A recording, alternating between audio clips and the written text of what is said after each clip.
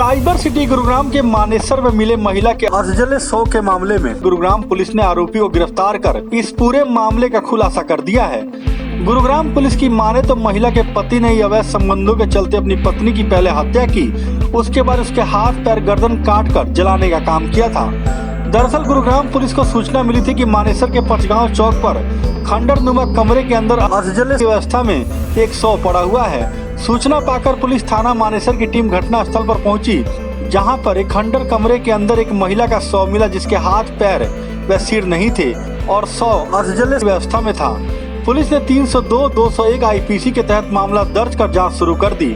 Police ने जब गहनता से जांच की और महिला व उसके पति की मूवमेंट के लिए सीसीटीवी कैमरे चेक किए तो मृतक महिला का पति एक मोटरसाइकिल पर सवार होकर ट्रॉली बैग और पिट्ठू बैग लेकर जाता दिखाई दिया। महिला के पति की मूवमेंट व लोकेशन ट्रेस की तो पूरे वारदात का खुलासा हो गया।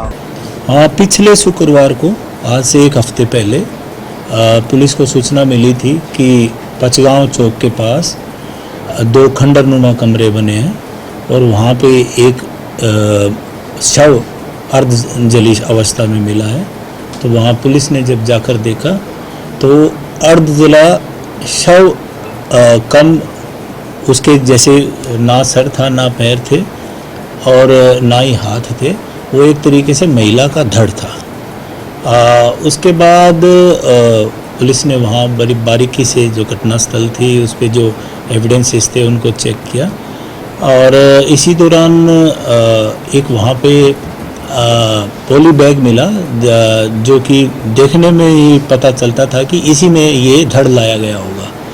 ये जो पॉली बैग मिला जब उसका मैन्युफैक्चरिंग देखा तो वो विशाखापट्टनम की एक फैक्ट्री से बना हुआ था।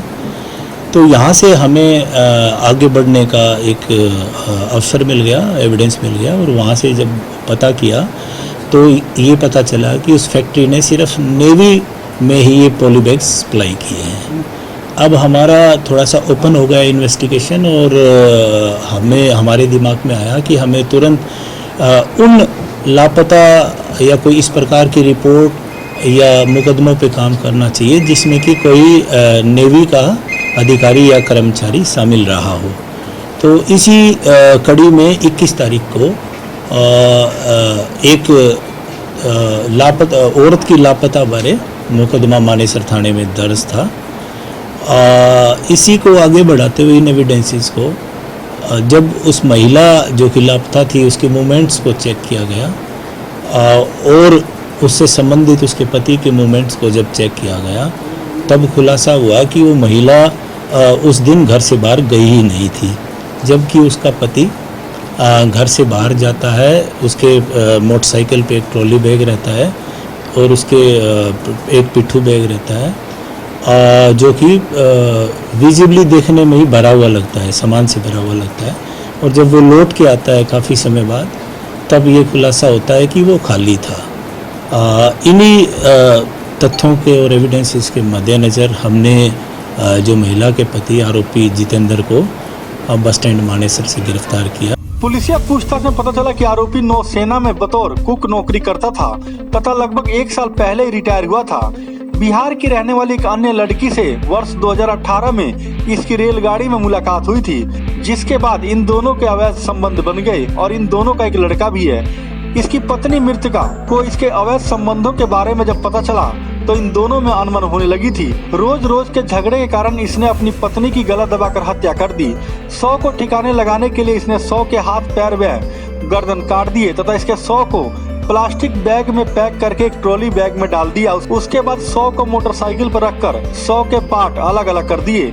हाथ पैर व सिर अलग अलग स्थानों पर फेंक दिए। पैर उसने खेड़की दोला क्षेत्र में, हाथ मानेसर की पहाड़ियों में तथा गर्दन KMP टोल के नजदीक गंदे तालाब में फेंक दिया था। ये जो जितेंद्र है ये नेवी में एक्स सर्विसमैन रहा है। कुकिंग का इसने काम किया, 20 साल इसने नौकरी की और पिछले साल ही ये रिटायर होके आया।